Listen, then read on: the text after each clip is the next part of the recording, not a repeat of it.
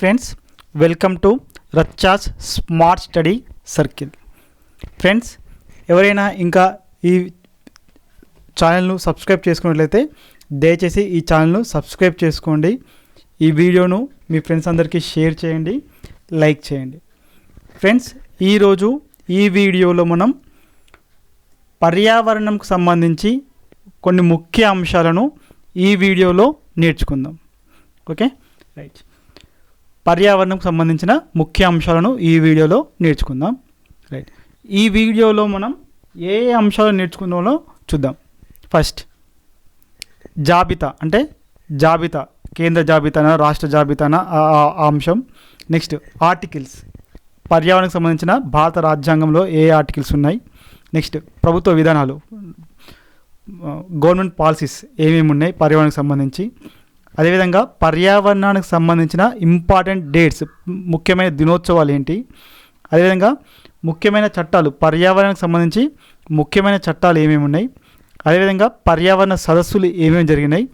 Next పర్యావరణ ఉద్యమాలు. Okay, ఈ వీడియోలో ఈ అంశాలన్నింటిని గురించి మనం నేర్చుకుంటాం. అంటే ఏ జాబితాలో ఉంది, భారత రాజ్యాంగంలో పర్యావరణకు సంబంధించి ఆర్టికల్స్ ఏమేమి ఉన్నాయి, గవర్నమెంట్ పాలసీస్ ఏంటి, ఇంపార్టెంట్ డేస్, ఎన్విరాన్మెంట్కి సంబంధించి ఇంపార్టెంట్ డేస్ ఏమున్నాయి, ఇంపార్టెంట్ యాక్ట్లు ఏమున్నాయి, ఇంపార్టెంట్ కాన్ఫరెన్స్ ఏమేమి జరిగినాయి, ఇంపార్టెంట్ మూమెంట్స్, ఎన్విరాన్మెంట్కి సంబంధించి ఇంపార్టెంట్ మూమెంట్స్ ఏం జరిగినాయి, పర్యావరణ ఉద్యమాలు ఏమున్నాయో ఈ వీడియోలో మనం నేర్చుకుంటాం. రైట్, మొదట ఫస్ట్ జాబితా.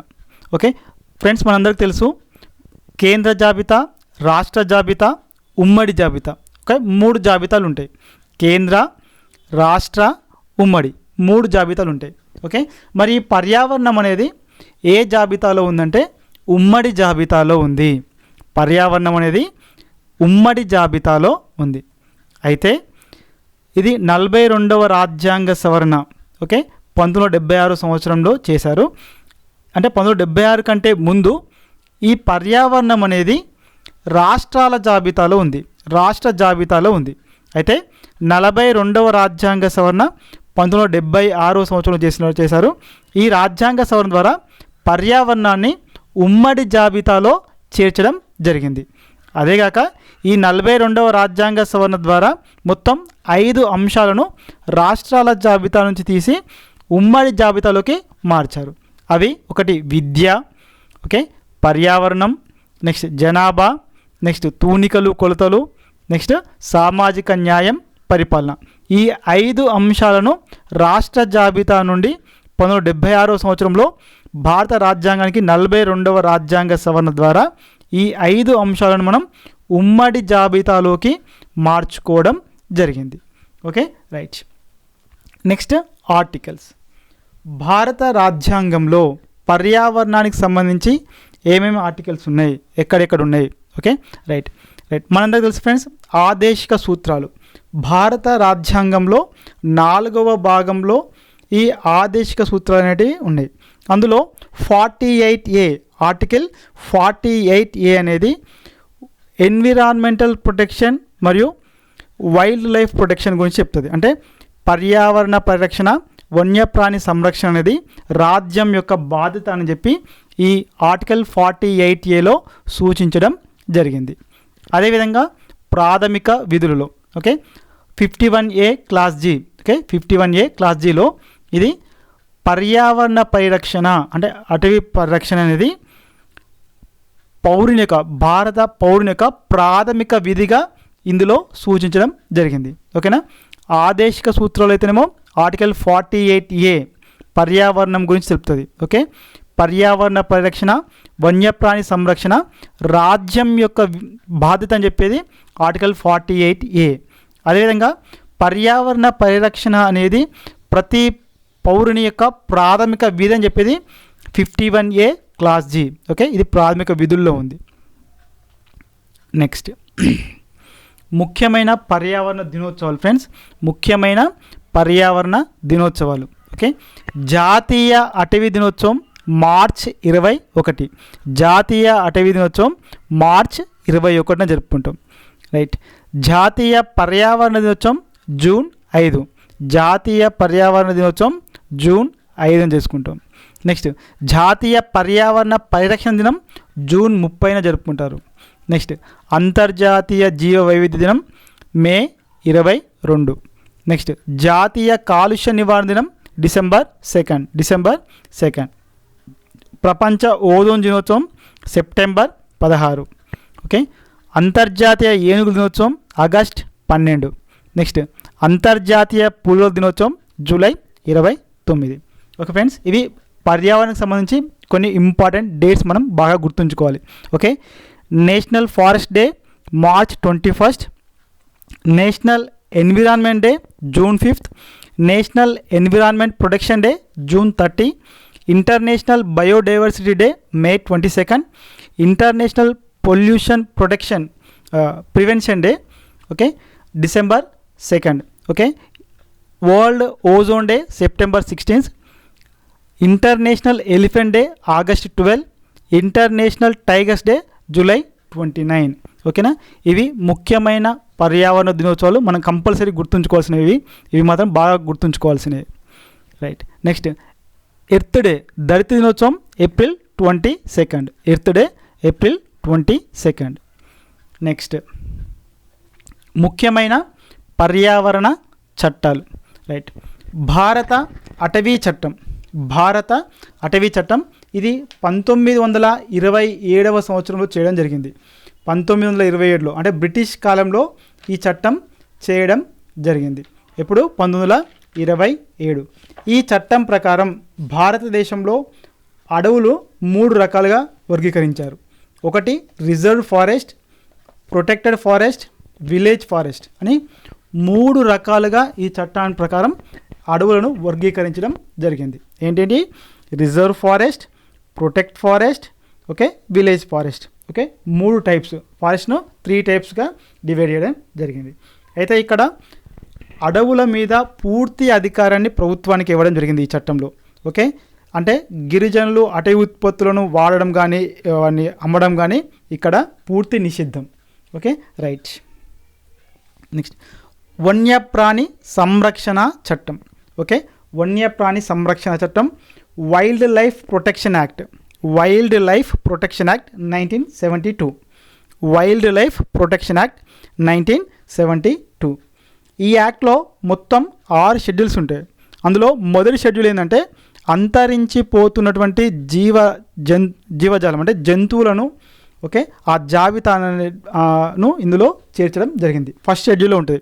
ఓకే, ప్రపంచంలో అంతరించిపోతున్నటువంటి జీవజాలం జంతువుల జాబితాను ఎందులో ఉందంటే 1వ షెడ్యూల్లో ఉంది. ఈ యాక్ట్లోని 1వ షెడ్యూల్లో ఉంది. ఓకే, వైల్డ్ లైఫ్ ప్రొటెక్షన్ యాక్ట్లో మొత్తం 6 షెడ్యూల్ ఉంటే మొదటి షెడ్యూల్లో అంతరించిపోతున్న జంతువుల జాబితా ఉంది. రైట్. అదేవిధంగా ఈ చట్టం ప్రకారం భారతదేశంలో నేషనల్ బోర్డ్ ఫర్ వైల్డ్ లైఫ్ను ఏర్పాటు చేయడం జరిగింది. ఈ నేషనల్ బోర్డ్ ఫర్ వైల్డ్ లైఫ్కు చైర్మన్గా ప్రధానమంత్రి వ్యవహరిస్తారు. వైస్ చైర్మన్గా పర్యావరణ శాఖ మంత్రి లేదా అటవీ శాఖ మంత్రి దీనికి వైస్ చైర్మన్గా వ్యవహరించడం జరుగుతుంది. ఓకే, నెక్స్ట్ అటవీ సంరక్షణ చట్టం forest conservation act 1980. Forest conservation act 1980. Okay, right. ఈ చట్టం ప్రకారం ఓకే మనం ఇంతకుముందు చూసుకున్నాం ఇండియా ఫారెస్ట్ యాక్ట్ 1927 ప్రకారం భారతదేశంలో ఫారెస్ట్ 3 టైప్స్గా డివైడ్ చేసిళ్ళు. ఇందులో ఫారెస్ట్ను 4 టైప్స్ డివైడ్ చేసిళ్ళు. Okay, reserve forest, protected forest, village forest, private forest. ఓకేనా, 4 types reserve forest, protect forest, reserved forest, protected forest, village forest, private forest అంటే 4 టైప్స్గా ఇందులో డివైడ్ చేయడం జరిగింది. అంటే 1927 యాక్ట్లో నుండి 3 టైప్స్కు ఒక ప్రైవేట్ ఫారెస్ట్ను యాడ్ చేయడం జరిగింది, ఎక్స్ట్రాగా యాడ్ చేయడం జరిగింది. రైట్. నెక్స్ట్ పర్యావరణ పరిరక్షణ చట్టం. Okay, environmental protection act 1986. Environmental protection act 1986. Okay, right. Friends, ఇక్కడ మనం బాగా గుర్తుపెట్టుకోవాల్సింది ఏంటంటే 1984 డిసెంబర్ 2న భోపాల్ గ్యాస్ దుర్ఘటన జరిగింది. భోపాల్ గ్యాస్ దుర్ఘటన ఎప్పుడు 1984 డిసెంబర్ 2న జరిగింది. ఓకే, అక్కడ ఓకే భోపాల్ ఉన్నటువంటి యూనియన్ కార్బైడ్ కంపెనీలో ఆ పరిశ్రమలో మిక్ వాయువు, మిథైల్ ఐసోసైనేట్ వాయువు లీక్ అయి కొన్ని వేల మంది మరణించడం జరిగింది. ఓకేనా, ఎప్పుడు 1984 డిసెంబర్ 2 ఎక్కడ, మధ్యప్రదేశ్లోని భోపాల్లో. ఏ కంపెనీ అండి, యూనియన్ కార్బైడ్ కంపెనీ. ఏ వాయువు లీక్ అయింది, మిథైల్ ఐసోసైనైట్ అనే వాయువు లీక్ అయి కొన్ని వేల మంది మరణించడం జరిగింది. ఓకే, 1984లో భోపాల్ గ్యాస్ ట్రాజడీ జరిగితే 1985లో సెంట్రల్ గవర్నమెంట్ కేంద్ర పర్యావరణ మంత్రిత్వ శాఖను ఏర్పాటు చేయడం జరిగింది. 1985లో కేంద్ర పర్యావరణ మంత్రిత్వ శాఖ, ఓకే, సెంట్రల్ ఎన్విరాన్మెంటల్ మినిస్ట్రీని ఏర్పాటు చేయడం జరిగింది. Okay right. 1986లో ఏప్రిల్ 26న మనకు చెర్నోబిల్లో అణువిద్యుత్ కేంద్రంలో ప్రమాదం జరిగింది. ఓకే, ఉక్రెయిన్లోని చెర్నోబిల్లో అణువిద్యుత్ కేంద్రంలో ప్రమాదం జరిగింది. ఓకే, 1986లో ఓకే మనం ఈ చట్టం తీసుకురావడం జరిగింది. పర్యావరణ పరిరక్షణ చట్టాన్ని 1986లో తీసుకురావడం జరిగింది. ఓకే, 1986 పర్యావరణ పరిరక్షణ చట్టం. అంటే 84లో భోపాల్ గ్యాస్ ఇన్సిడెంట్, 85లో ఎన్విరాన్మెంటల్ మినిస్ట్రీ, 1986లో ఎన్విరాన్మెంటల్ ప్రొటెక్షన్ యాక్ట్ను తీసుకొని రావడం జరిగింది. నెక్స్ట్ జీవ వైవిధ్య చట్టం 2002, బయోడైవర్సిటీ యాక్ట్ 2002. ఓకే, అయితే united nations convention biological diversity UNCBD, united nations convention biological diversity. Okay, దీన్ని భారతదేశంలో అమలు చేయడం కోసం ఈ చట్టాన్ని భారత ప్రభుత్వం చేయడం జరిగింది. Okay right. Next forest rights act 2006, అటవీ హక్కుల చట్టం 2006. ఓకే, ఈ చట్టం అంటే దీనికి సంబంధించి గిరిజన మంత్రిత్వ శాఖ దీన్ని అమలు చేస్తుంది. ఈ చట్టాన్ని గిరిజన మంత్రిత్వ శాఖ అమలు చేస్తుంది. ఓకే ఫ్రెండ్స్, అయితే ఇక్కడ గిరిజనులకు అటవీ మీద హక్కులు ఇవ్వడం జరుగుతుంది ఇక్కడ. ఓకే, గ్రామ సభకు కూడా అటవీ భూముల మీద కొన్ని అధికారాలు ఇవ్వడం జరిగింది. ఇది బాగా గుర్తుంచుకోవాలి, గ్రామ సభకు ఇక్కడ కొన్ని అధికారాలు ఇవ్వడం జరిగింది. Okay right. ఇక్కడ మనం నేర్చుకున్నది భారత అటవీ చట్టం 1927, వన్యప్రాణి సంరక్షణ చట్టం 1972, అటవీ సంరక్షణ చట్టం 1980, పర్యావరణ పరిరక్షణ చట్టం 1986, జీవ వైవిధ్య చట్టం 2002, అటవీ హక్కుల చట్టం 2006. అదేవిధంగా జాతీయ హరిత tribunal act, national green tribunal act 2010. ఇది ఒక స్టాచ్యుటరీ బాడీ, ఇది ఒక చట్టబద్ధ సంస్థ. ఈ ట్రిబ్యునల్కు సివిల్ కోర్టుకున్నటువంటి పవర్స్ ఉంటాయి, అధికారాలు, సివిల్ కోర్టుకున్నటువంటి అధికారాలు ఈ ట్రిబ్యునల్కి ఉంటాయి. అయితే పర్యావరణానికి సంబంధించి ఏవైనా అంశాలను ఈ ట్రిబ్యునల్లో మనం సవాల్ చేయవచ్చు. ఓకేనా, నేషనల్ గ్రీన్ ట్రిబ్యునల్ యాక్ట్ 2010. ఓకేనా, ఇవి ఎన్విరాన్మెంటల్ సంబంధించిన ముఖ్యమైన చట్టాలు. రైట్. నెక్స్ట్ పర్యావరణ విధానాలు. ఓకే, మొదటి జాతీయ అటవీ విధానం 1952. ఓకే, నెక్స్ట్ రెండవ జాతీయ అటవీ విధానం 1988. Okay right. ఈ రెండవ జాతీయ అటవీ విధానం, సెకండ్ నేషనల్ ఫారెస్ట్ పాలసీలో మనం 1/3 వంతు భూమి అడవులు ఉండాలని చెప్పినాం. అంటే 33%, మొత్తం భూమిలో 33% అడవులు ఉండాలని ఈ ఫారెస్ట్ పాలసీలో మనం ఒక అంగీకారంగా చెప్పుకున్నాం మనం. రైట్. నెక్స్ట్ ఏం చెప్పుకున్నామంటే ఇందులో ఇక్కడ ఉమ్మడి అటవీ యాజమాన్యానికి పాలసీ ప్రాధాన్యత ఇచ్చింది. ఉమ్మడి అటవీ యాజమాన్యం అంటే ఇక్కడ ప్రభుత్వం కానీ మరియు ఆదివాసీలు, గిరిజనులు ఇట్లా ఇక్కడ ఈ పాలసీ ప్రకారం భాగస్వాములు అవుతారు. అందులో అడవుల సంరక్షణలో ఆదివాసీలు మరియు ప్రభుత్వం ఇద్దరు కూడా భాగస్వాముగా చేస్తారు. అంటే ఉమ్మడి అటవీ యాజమాన్యానికి ప్రాధాన్యత ఇచ్చిన విధానం ఏంది? రెండవ జాతీయ అటవీ విధానం. అటవీ సంరక్షణలో గిరిజనులు భాగస్వామ్యం చేసిన విధానం కూడా రెండవ జాతీయ అటవీ విధానం. ఇది పర్యావరణ సమతుల్యతకు ప్రాధాన్యతనివ్వాలని ఇందులో పేర్కొంది. ఇందులో మనం మెయిన్గా గుర్తుపెట్టుకోవాల్సింది ఏంటంటే మొత్తం భూభాగంలో 33% 33% అడవులు ఉండాలని ఏ పాలసీలో పేర్కొన్నారంటే 2వ జాతీయ అటవీ విధానం 1988లో పేర్కొనడం జరిగింది. నెక్స్ట్ జాతీయ పర్యావరణ విధానం 2006. జాతీయ పర్యావరణ విధానం 2006. నెక్స్ట్ ముఖ్యమైన పర్యావరణ సదస్సులు చూద్దాం. First Ramsar conventions on wetlands. Friends, ఇది 1971 ఫిబ్రవరి 2వ తారీఖున 1971 ఫిబ్రవరి 2వ తారీఖున ఈ సదస్సు జరిగింది. ఓకే, 1971 ఫిబ్రవరి 2వ తారీఖున ఈ సదస్సు జరిగింది. కాబట్టి మనం ఏం చేస్తామంటే ఫిబ్రవరి 2వ తారీఖును ఓకే వరల్డ్ వెట్లాండ్ డేగా జరుపుకుంటాం. ఓకే, అంటే చిత్తడి నేల దినోత్సవం ఫిబ్రవరి 2వ తారీఖు. ఓకే, 1971 ఫిబ్రవరి 2వ తారీఖున ఈ సదస్సు జరిగింది. రైట్, ఎక్కడ జరిగింది అంటే ఇరాన్లోని రామ్సార్లో జరిగింది. ఓకే, ఎప్పుడు 1971 ఫిబ్రవరి 2 ఎక్కడ ఇరాన్లోని రామ్సార్లో జరిగింది. కాబట్టి దీనికి రామ్సార్ కన్వెన్షన్ అని పేరు. ఓకే, ఇది 1975వ సంవత్సరం నుండి అమలులోకి వచ్చింది. 1975 సంవత్సరం నుంచి అమలులోకి వచ్చింది. రైట్, మరి రామ్సార్ కన్వెన్షన్ ప్రకారం ఏం చేశారంటే చిత్తడి నేలలో సంరక్షించడం చేయడం జరుగుతుంది. అంటే చిత్తడి నేలల సంరక్షణ మీద ఒప్పందం ఏ సదస్సులో కుదిరింది అంటే రామ్సార్ కన్వెన్షన్లో కుదిరింది. Okay, right. ఇక్కడ మనకు రీసెంట్గా కరెంట్ అఫైర్స్లో అడిగే క్వశ్చన్ ఏంటంటే ప్రస్తుతం భారతదేశంలో ఉన్నటువంటి వెట్లాండ్స్ ఎన్ని, రామ్సార్ సైట్స్ ఎన్ని?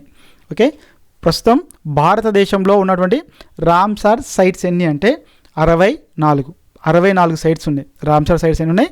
64 ఉన్నాయి, 64 ఉన్నాయి. ఓకే, ఇందులో అతిపెద్ద రామ్సార్ సైట్ ఏంటి అంటే సుందర్బన్స్ వెట్లాండ్ అనేది అతి పెద్దది. సుందర్బన్స్ వెట్లాండ్ భారతదేశంలో ఉన్నటువంటి రామ్సార్ సైట్లో అతి పెద్దదిగా మనం గుర్తుంచుకోవాలి. Okay, right. ఇది రామ్సార్ కన్వెన్షన్ ఆన్ వెట్లాండ్స్ 1971కి సంబంధించి. Okay, right. Next stock home convention 1972. Okay, ఇది స్వీడన్లో ఉన్నటువంటి స్టాక్ హోమ్లో జరిగింది. కాబట్టి దీనికి స్టాక్ హోమ్ కన్వెన్షన్ అని మనం పిలవడం జరుగుతుంది. ఎప్పుడు జరిగింది ఇది అంటే 1972 జూన్ 5న స్టార్ట్ అయింది ఈ సదస్సు. 1972 జూన్ 5వ తారీఖు నుంచి జూన్ 16వ తారీఖు వరకు జరిగింది. ఓకేనా? కాబట్టి మనం ఏం చేస్తామంటే ఈ సదస్సు ప్రారంభమైన జూన్ 5వ తారీఖును ప్రతి సంవత్సరం అంతర్జాతీయ పర్యావరణ దినోత్సవంగా జరుపుకుంటాం. ఓకే, 1972 జూన్ 5న స్టాక్ హోమ్ కన్వెన్షన్ స్టార్ట్ అయింది. ఓకే, ఆ ప్రారంభ తేదీని మనం ప్రతి సంవత్సరం అంతర్జాతీయ పర్యావరణ దినంగా జరుపుకుంటాం. ఓకేనా, రైట్. మరి సదస్సులో ఏ అంశాలకు ప్రాధాన్యత ఇచ్చారంటే అడవులు వన్యప్రాణులను సంరక్షించడం, కాలుష్యాన్ని నియంత్రించడం, పర్యావరణం అభివృద్ధి, ఈ అంశాలకు అధిక ప్రాధాన్యత ఇవ్వాలని ఇందులో సూచించడం జరిగింది. Okay, right. ఇక్కడ ఈ సదస్సులో మొత్తం 26 సిఫార్సులు చేయడం జరిగింది. ఈ సదస్సులో మొత్తం 26 సిఫార్సులు చేశారు. ఈ సమావేశం ఫలితంగా ఏర్పడింది సంస్థ ఏంటంటే UNEP United Nations Environmental Programme అనే సంస్థ ఈ స్టాక్ హోమ్ కన్వెన్షన్ వల్ల ఏర్పడడం జరిగింది. Next Vienna convention 1985. Okay, right. ఇది ఆస్ట్రియా రాజధాని అనేటువంటి వియన్నాలో జరిగింది. ఓకే, అందుకే దీన్ని వియన్నా కన్వెన్షన్ అంటాం. ఎప్పుడు జరిగింది? 1985లో జరిగింది. మనం ఇక్కడ పర్యావరణ సదస్సులు జరుగుతున్నప్పుడు బాగా గుర్తుంచుకోవాల్సింది ఏ ఇయర్లో జరిగింది, ఏ ప్లేస్లో జరిగింది, అక్కడ జరిగినటువంటి ముఖ్యమైన అంటే ఏ అంశాల మీద జరిగింది. ఓకే, ఏ అంశం మీద జరిగింది అనేది బాగా గుర్తుంచుకోవాలి. ఇక్కడ 1985లో జరిగింది, వియన్నాలో జరిగింది. ఇది ఓజోన్ పరిరక్షణ కోసం అంటే ముఖ్యంగా ఇక్కడ ఓజోన్ పరిరక్షణ ధ్యేయంగా ఇది జరిగింది. ఓకేనా, రైట్. దీని యొక్క వియన్నా కన్వెన్షన్ యొక్క ముఖ్యమైన విషయం ఏంటంటే ఇది అన్ని దేశాలు సంతకం చేసిన తొలి విజయవంతమైన కన్వెన్షన్గా ఇది ప్రసిద్ధి చెందింది. ఓకే, దీని మీద మొత్తం 197 దేశాలు సంతకం చేసినాయి. కాబట్టి ఇది అన్ని దేశాలు సంతకం చేసిన తొలి విజయవంతమైన కన్వెన్షన్ ఏది అంటే వియన్నా కన్వెన్షన్ అని మనం తెలుసుకోవాలి. రైట్, ఇక్కడ ఓజోన్ అని చెప్పుకుంటున్నాం. Ozone means O3. రైట్, మరి ఓజోన్ పొర ఎక్కడ ఉంటుంది, ఏ ఆవరణంలో ఉంటుంది? ఓకే, భూగోళానికి మొత్తం 5 ఆవరణలు ఉన్నాయి. ఓకే, ట్రోపో ఆవరణం, స్ట్రాటో ఆవరణం, మెసో, థర్మో, ఎక్సో. ఓకే, ట్రోపో ఆవరణం, స్ట్రాటో ఆవరణం, మెసో ఆవరణం, థర్మో ఆవరణం, ఎక్సో ఆవరణం. ఈ 5 ఆవరణాల్లో ఓజోన్ పొర స్ట్రాటో ఆవరణంలో ఉంది. స్ట్రాటో ఆవరణంలో ఆవరించి ఉంటుంది. ఓకే, ఓజోన్ది O3 అని మనం గుర్తుంచుకోవాలి, O3 అని. ఓకేనా? రైట్, ఇక్కడ ఓజోన్ పొరను పరిరక్షించడం, క్లోరోఫ్లోరోకార్బన్ CFCని నియంత్రించాలని ఈ సదస్సులో ఒక నిర్ణయం అయితే తీసుకున్నారు. ఓకేనా? ఇది వియన్నా కన్వెన్షన్కి సంబంధించిన ముఖ్య అంశాలు. ఓకే, వియన్నా కన్వెన్షన్ 1985 అని గుర్తుంచుకోవాలి. Next Montreal protocol 1987. Montreal protocol 1987. ఇది కూడా ఓజోన్ పరిరక్షణ కోసం జరిగిన సదస్సే. ఇది క్లోరోఫ్లోరోకార్బన్ను పూర్తిగా నిషేధించాలని చెప్పి ఇక్కడ ఒక అంగీకారం అంటే సూత్రప్రాయ అంగీకారానికి రావడం జరిగింది. Next Rio summit. దీనికి రియో కన్వెన్షన్ అని, ఎర్త్ సమ్మిట్ అని, అదేవిధంగా United nation convention on environment and development అని పేరు. ఈ రియో సమ్మిట్కే ఎన్ని పేర్లు చూడండి. రియో సమ్మిట్ అన్నా, ఎర్త్ సమ్మిట్ అన్నా, రియో కన్వెన్షన్ అన్నా, ఎర్త్ చార్టర్ అన్నా, United nation convention on environment and development అన్నా కూడా ఇదే. అంటే ఈ 4 రకాలుగా పేర్లు ఉన్నాయి దీనికి. ఇది బాగా గుర్తుంచుకోవాలి మనం. ఇది ఎప్పుడు జరిగింది? 1992లో జరిగింది. మరి రియో అంటే ఏంది? బ్రెజిల్లో ఉన్నటువంటి రియో డిజోనెరోలో జరిగింది. ఓకే, 1992లో జరిగింది. ఎక్కడ జరిగింది? బ్రెజిల్లోని రియో డిజోనెరోలో జరిగింది. రైట్, ఇక్కడ దీని యొక్క స్లోగన్, ఈ సదస్సులో ఇచ్చిన స్లోగన్ ఏంటంటే think globally act locally. Think globally act local అనే స్లోగన్ ఈ రియో సమ్మిట్లో ఇవ్వడం జరిగింది. ఓకే ఫ్రెండ్స్, ఇక్కడ మెయిన్ ఒక ఇంపార్టెంట్ విషయం ఏంటంటే రియో డిక్లరేషన్లో మొత్తం ఎన్ని అంశాలు ఉన్నాయి? 27 అంశాలు ఉన్నాయని గుర్తుంచుకోవాలి. 27 అంశాలు ఉన్నాయి. అదేవిధంగా సస్టైనబుల్ డెవలప్మెంట్, సుస్థిర అభివృద్ధి కోసం ఇక్కడ ఈ సదస్సులో రూపొందించిన కార్యాచరణ ఏమంటాం? ఎజెండా 21 అంటాం. ఎజెండా 21 అంటే 21వ శతాబ్దం అని అర్థం. ఓకేనా? ఇది రియో సమ్మిట్ గురించి. రియో సమ్మిట్ 1992 గురించి. Next Kyoto protocol. ఇది 1997లో జరిగింది. 1990లో జరిగింది. ఎక్కడ? ఇది జపాన్లో జరిగింది. జపాన్లోని క్యోటోలో జరిగింది. ఓకే, ఈ సదస్సులో మెయిన్గా ఏంటంటే గ్రీన్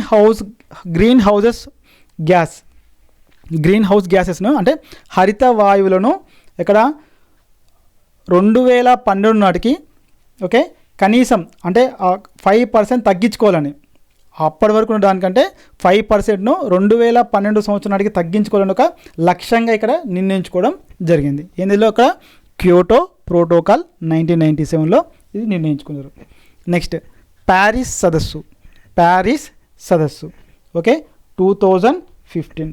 ప్యారిస్ సదస్సు 2015లో జరిగింది. ఓకేనా? ఈ ప్యారిస్ సదస్సు 2015లో జరిగితే భారతదేశం ఈ సదస్సు మీద ఎప్పుడు సంతకం చేసింది అంటే 2016వ సంవత్సరంలో ఈ సదస్సు మీద సంతకం చేయడం జరిగింది. ఓకే, ఈ ప్యారిస్ సదస్సులో అంటే మనం సంతకం చేసినాం కదా, మనం దీనికి అనుగుణంగా ఒక 8 లక్ష్యాలు మనం నిర్దేశించుకున్నాం. అందులో ముఖ్యమైనవి ఏంటంటే భారతదేశంలో అటవీకరణను ప్రోత్సహించి ఓకే 2.5 నుండి 3 బిలియన్ లేదా గిగా టన్నులకు సమానమైనటువంటి కార్బన్ డైఆక్సైడ్ను తగ్గించాలని ఒక లక్ష్యంగా నిర్ణయించుకున్నాం. ఇంకొకటి 2030 నాటికి భారత్ 2005లోని ఉద్గారాలలో 33 to 35% మేరకు తగ్గించాలని నిర్ణయం తీసుకున్నది. Okay right. నెక్స్ట్ 2030 నాటికి దేశంలో ఉత్పత్తి అయ్యే మొత్తం విద్యుత్ శక్తిలో సుమారు 40% ఓకే శిలాజేతర ఇంధనాల నుండి ఉత్పత్తి కావాలని ఒక లక్ష్యంగా నిర్ణయించుకున్నాం మనం. అదేవిధంగా 2022 నాటికి 1.75 ఓకే లక్షల పునరుత్పాదక ఇంధన వనరులను సృష్టించాలని మరొక లక్ష్యంగా మనం ఈ ప్యారిస్ సదస్సులో అనుగుణంగా మనం నిర్దేశించుకోవడం జరిగింది. ఇది ప్యారిస్ సదస్సు 2015. అదేవిధంగా COP26 COP means conference on parties 26. దీన్నే మనం ఏమంటామంటే గ్లాస్గో సదస్సు అంటే స్కాట్లాండ్లోనేటువంటి గ్లాస్గోలో జరిగింది. ఓకేనా, ఎప్పుడు జరిగింది? 2021లో జరిగింది. ఈ సదస్సులో ప్రధానమంత్రి నరేంద్ర మోడీ ఒక 5 సూత్రాలను ఇక్కడ ప్రకటించారు. దీన్నే COP26 పంచామృతం అంటాం. ఓకే, ఆ 5 అంశాలు మనకు వెరీ వెరీ ఇంపార్టెంట్, బాగా గుర్తుంచుకోవాలి మనం. ఓకే, 5 ఏంటి అంటే ఓకే కర్బన తటస్థత అంటే నెట్ జీరో లక్ష్యాన్ని భారతదేశం 2070 నాటికి సాధిస్తుందని ఒక ఆశాభావాన్ని వ్యక్తం చేయడం జరిగింది, ఒక లక్ష్యంగా నిర్ణయించుకోవడం జరిగింది. ఎప్పటికీ 2070 సంవత్సరం నాటికి కర్బన తటస్థత లక్ష్యాన్ని భారతదేశం 2070 నాటికి సాధిస్తున్నటువంటి ఒక ఆశాభావాన్ని వ్యక్తం చేయడం జరిగింది. ఇంకొకటి సెకండ్ వన్, కర్బన ఉద్గారాల వల్ల ఆర్థిక వ్యవస్థపై పడే ప్రతికూల ప్రభావాన్ని 2030 నాటికి 45% కంటే తక్కువకు పరిమితం చేసేటట్లు అంగీకారం కూర్చారు. రైట్. ఇంకొకటి 2030 నాటికి విడుదలవుతాయని అంచనా వేసిన కర్బన ఉద్గారాలలో 100 కోట్ల టన్నులు తగ్గించనున్నట్లుగా ఇక్కడ ప్రధానమంత్రి ప్రకటించారు. నెక్స్ట్ 2030 నాటికి 50% ఇంధన అవసరాలకు పునరుత్పాదక వనరులపై ఆధారపడనున్నామని తెలియజేయడం జరిగింది. నెక్స్ట్ లాస్ట్ వన్, 5వది, భారత్ తన శిలాజేతర ఇంధన సామర్థ్యాన్ని 2030 నాటికి 500 గిగావాట్లకి తెస్తుందని ఇక్కడ తెలియజేయడం జరిగింది. ఓకే, ఇది పంచామృత్ పథకంలో భాగంగా ప్రధానమంత్రి ఇక్కడ గ్లాస్గో సదస్సులో ఈ 5 సూత్రాలను ప్రకటించడం జరిగింది. ఓకే, ఇవి ముఖ్యమైన పర్యావరణ సదస్సులు. నెక్స్ట్ పర్యావరణ ఉద్యమాలు. నెక్స్ట్ ఇక్కడ పర్యావరణ ఉద్యమాలు. నెక్స్ట్ ఫస్ట్ వన్ బిష్నోయ్ ఉద్యమం. బిష్నోయ్ అంటే ఇక్కడ ఇది ఒక గిరిజన తెగ. బిష్నోయ్ అనేది ఒక గిరిజన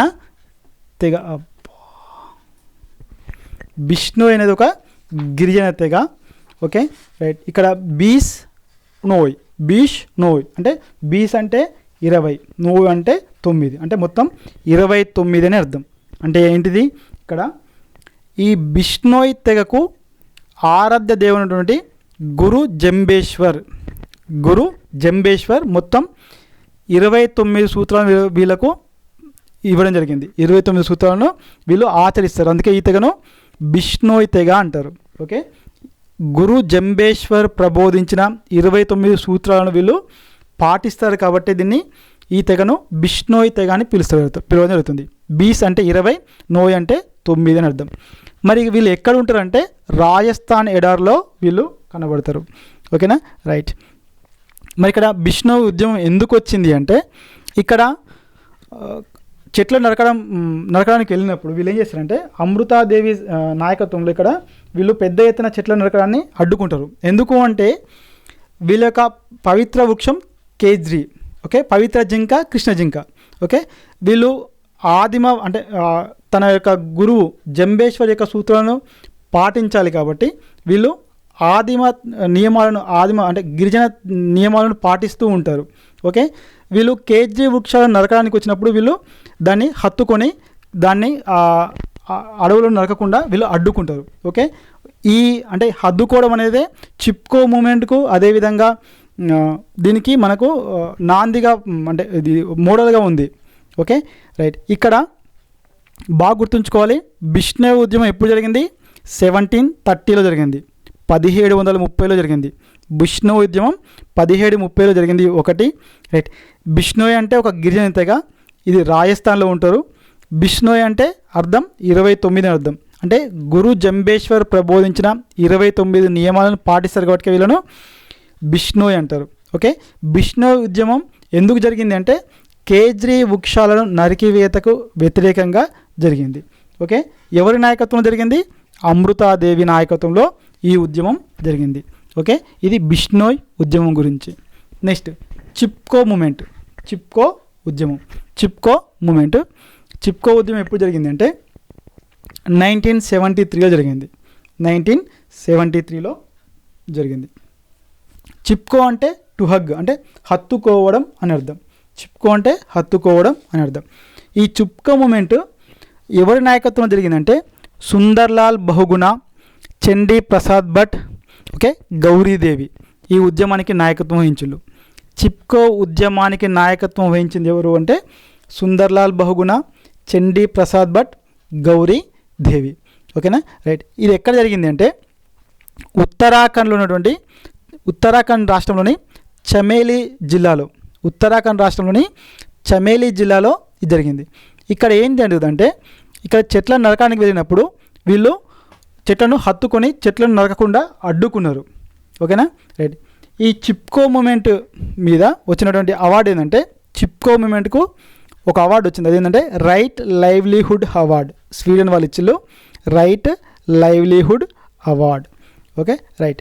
అదేవిధంగా ఈ చిప్కో మూమెంట్ చెట్ల నరికివేతకు ప్రజలు పెద్ద ఎత్తున ఆందోళన చేసినప్పుడు ఒక కమిటీ వేసింది.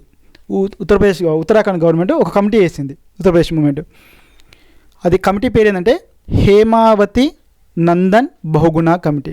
హేమావతి నందన్ బహుగుణ కమిటీ. ఓకే, ఇది చిప్కో మూమెంట్కి సంబంధించి. ఓకేనా, ఈ చిప్కో మూమెంట్లో మహిళలు ఎక్కువగా పాల్గొన్నారు కాబట్టి దీన్ని ఎకో ఫెమినిజం మూమెంట్ అని కూడా అంటారు.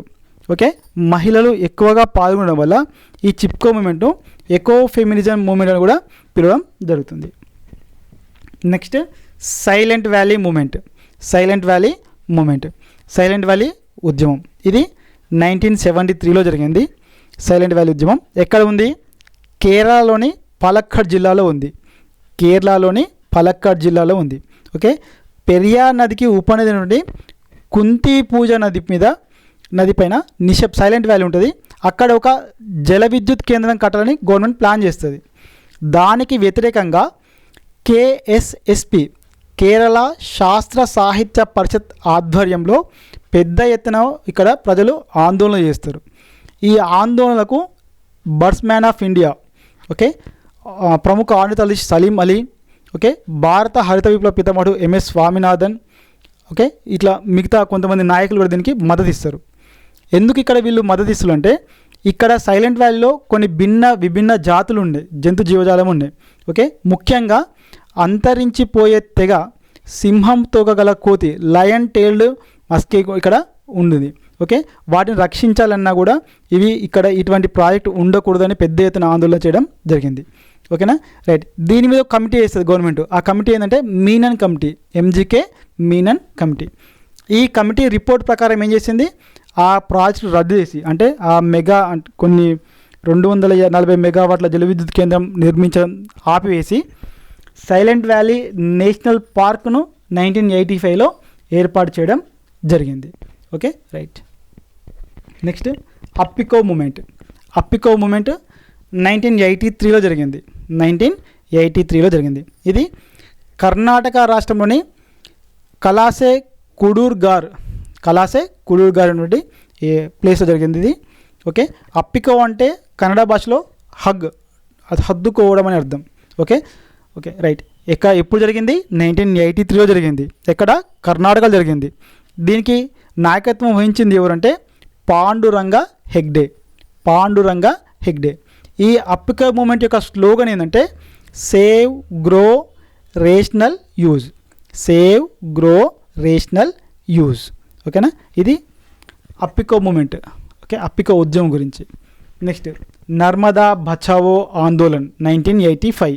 ఎన్బిఏ నర్మదా బచావో ఆందోళన్ 1985.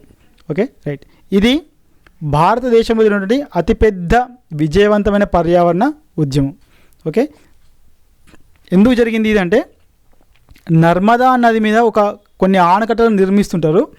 ఆ ఆనకట్ట నిర్మాణానికి వ్యతిరేకంగా, ఓకే, అదేవిధంగా సర్దార్ సరోవర్ ప్రాజెక్టు, ఓకే, ఈ ప్రాజెక్ట్ మెయిన్గా ఇది సర్దార్ సరోవర్ ప్రాజెక్టు నిర్మాణానికి వ్యతిరేకంగా ఇది గుజరాత్లో జరుగుతుంది. Okay, right. Sardar Sarovar project నిర్మాణాన్ని వ్యతిరేకిస్తూ గుజరాత్లో ఈ మూమెంట్ జరుగుతుంది. ఎప్పుడు జరిగింది? 1985లో జరిగింది. ఎక్కడ? గుజరాత్లో. ఎవరు నాయకత్వం వహించిళ్ళు? మేధా పాట్కర్ నాయకత్వం వహించిళ్ళు.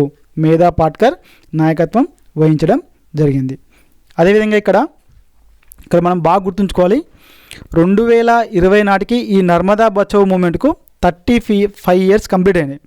35 ఇయర్స్ కంప్లీట్ అయినాయి. ఇప్పటికి కూడా ఆ మూమెంట్ అట్లానే ఉంటే, మొన్న ఒక రీసెంట్గా కోర్టు తీర్పు ఏమి ఇచ్చిందంటే, ఆ ప్రాజెక్ట్ ఎత్తు 122 ఉంటే 110 మీటర్లకు మించొద్దని సుప్రీంకోర్టు ఇక్కడ తీర్పు ఇవ్వడం జరుగుతుంది ఇక్కడ. ఓకేనా, రైట్. ఇది నర్మదా బచావో ఆందోళన్, నర్మదా బచావో మూమెంట్ గురించి. Okay, right. నెక్స్ట్ కోయల్ కరో మూమెంట్. కోయల్ కరో మూమెంట్, రైట్. ఇది జార్ఖండ్ రాష్ట్రంలోని కోయల్ కరో అనే 2 నదులు ఉంటాయి. ఇక్కడ జార్ఖండ్ గవర్నమెంట్ జల విద్యుత్ ప్రాజెక్టులు నిర్మించడానికి ప్రయత్నించినప్పుడు ప్రజలు కోయల్ కరో జన సంఘర్షణ సమితి ఆధ్వర్యంలో పెద్ద ఎత్తున ఉద్యమం చేసి ఈ ప్రాజెక్ట్ని అడ్డుకుంటారు. ఓకే, ఈ ఉద్యమంలో ఇచ్చిన స్లోగన్ నినాదం ఏంటంటే Kaam Roko Andolan, stop work agitation, stop work agitation. Okay, right. ఇది మెయిన్గా బాగా గుర్తుంచుకోవాల్సింది ఏంటంటే కోయల్ కరో ఉద్యమం ఎక్కడ అంటే జార్ఖండ్ అని గుర్తుంచుకోవాలి. స్లోగన్ వచ్చేసి కామ్ రోకో ఆందోళన్. ఎవరి నాయకత్వం జరిగింది? ఇది కోయల్ కరో జన సంఘర్షణ సమితి ఆధ్వర్యంలో జరిగిందని గుర్తుంచుకోవాలి. నెక్స్ట్ నవధాన్య ఉద్యమం. నవధాన్య ఉద్యమం 1982లో. ఈ ఉద్యమాన్ని ప్రారంభించిన వ్యక్తి వందనా శివ. ఈమె రాసిన book staying alive women ecology and development. Staying alive women ecology and development. Navadhanya అంటే 9 ధాన్యాలని ఇక్కడ మనకు అర్థమవుతుంది. ఓకే, అంటే ఈ 9 ధాన్యాలు జీవ సాంస్కృతిక వైవిధ్యాన్ని సూచికలని ఈమె సూచించింది. అదేవిధంగా ఈమె వందనా శివ చేసిన కృషి ఫలితంగా మనకు వేప మీద, బాస్మతి బియ్యం మీద అమెరికా వారు పేటెంట్ పొందితే ఈమె కృషి చేసి ఆ పేటెంట్ రద్దు చేసి భారతదేశానికి పేటెంట్ వచ్చేలాగా ఈమె కృషి చేయడం జరిగింది. Okay, right. ఈమె స్థాపించిన విశ్వవిద్యాలయాన్ని ఎర్త్ యూనివర్సిటీ అని కూడా పిలవడం జరుగుతుంది. ఎర్త్ యూనివర్సిటీ అని పిలుస్తాం. ఓకేనా, ఇది నవధాన్య ఉద్యమం, ఆర్గానిక్ ఫార్మింగ్ ఉద్యమం కూడా అంటారు. 1982లో జరిగింది. ఈ మూమెంట్కి లీడర్ ఎవరంటే వందనా శివ. ఈమె రాసిన book staying alive women ecology development. Okay, ఇది మెయిన్గా గుర్తుంచుకోవాలి. రైట్.